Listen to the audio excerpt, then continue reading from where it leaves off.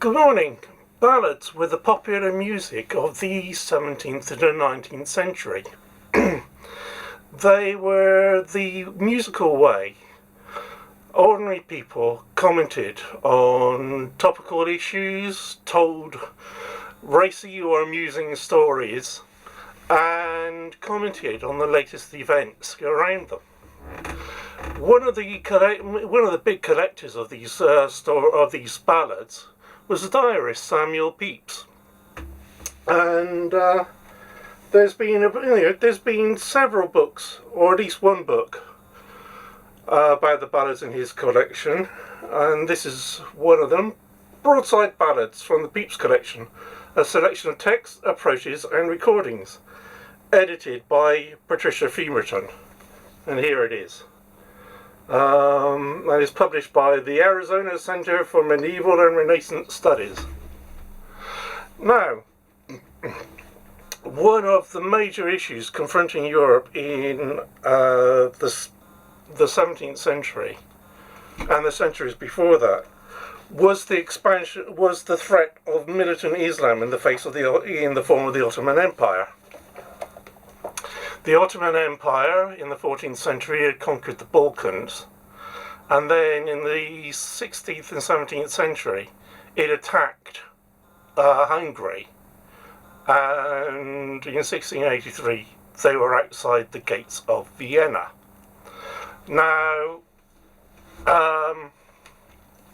they were defeated by the Polish king Jan Sobieski attacking their vanguard.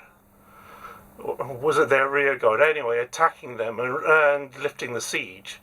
And then I think in 1687 there was a second battle of Mohacs, which also defeated them. And these defeats were celebrated in a ballad. And this ballad, the Christians' new victory over the Turks in Hungary near the Drave, runs. In this famous battle, the Christians killed near 20,000, took 120 guns, the Grand Vizier's tents and baggage, to an inestimable value of gold, silver and jewels. A greater victory was hardly ever known in Europe, and it was sung to the tune of the thundering cannon's roar. And it goes, "Round boys, a bumper to Lorraine, drink it up and fill again. We'll empty the Thames and drench the Main, ere we'll want any liquor. Here's a health to the valiant king of the Poles," that's Jan Sobieski, "and all the loyal German souls. Let's everyone drink of our bowls, 'twill make our spirits quicker.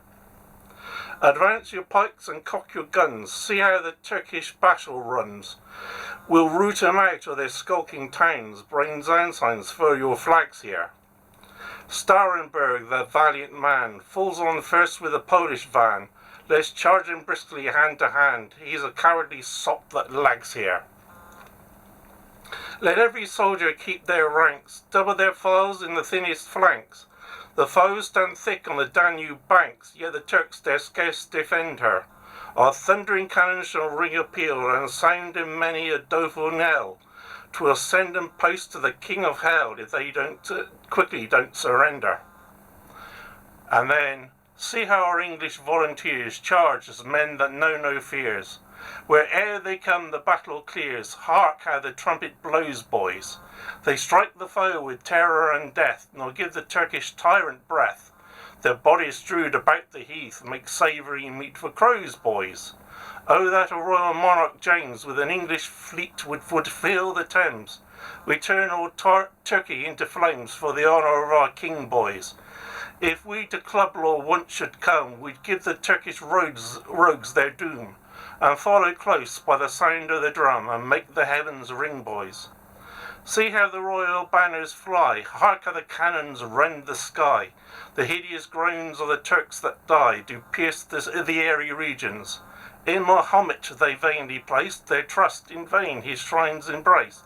He lets them still be slain and chased by Caesar's royal legions. No more let Europe fear the fame o' the Ottomans, nor dread the same, but let 'em still adore the name of Caesar's grand successor. Our arms with Turkish blood will stain those troops who filled, the Hungarian plain, or trodden down, pursued and slain by Mars, his brave professor. And, and it's just got by J.S. Printed for Philip Brooksby at the Golden Ball in Pye Corner. And there it is. Right. Now, I recited this not to drum up hatred of Turkish people, or Turkey, or Islam, or anything like that, but simply to point out that in the debate over colonialism at the moment, Britain and Europe were certainly not the only colonial powers. The Turkish Empire was an expanding colonial power. It had reduced much of the indigenous people of the Balkans to serfs on the estates of Turkish landlords, and at the time was preparing to invade the rest of Europe. Now, when the Turks took Hungary in the 16th century, Bayezid, I think he was a Turkish emperor at the time, demanded 10% of the Hungarian population as slaves. Quite apart from the Devshirme, which was also a levy on boys in the Balkans who were, taken away, some to be castrated as singers, some to be press-ganged into the Janissaries and the Ottoman armies. And this was a very, very real threat. And I think the legacy of that threat today explains why countries like Poland and Hungary are not willing to take in Muslim asylum seekers. I think that, there are other factors as well. Both countries have had to struggle for their identity, because they were conquered and ruled for centuries by other empires. In the case of Poland, this was Prussia, Austria, and Russia. In the case of Hungary, it was Austria, before it became the Austro-Hungarian Empire. And then after the First World War, I think Hungary lost 2/3 of its territory were given to Romania. And there is a kind of fragility about their national identity, and a stress on their ethnic identity and their Christian identity, because of this centuries long history of oppression. And I think that partly explains the rise of very nationalist right-wing regimes in both those countries, and also the memories of the Ottoman threat coming up through the Balkans is still there at some point, and hence the opposition to Islam. And I think if we are going to talk about the evils of colonialism, we have to talk about other empires than the European empires, and the impact they have had on what would have been their subaltern peoples as well. The European empires weren't the only empires. They did some terrible things, so did other peoples. And it's about time we recognise this.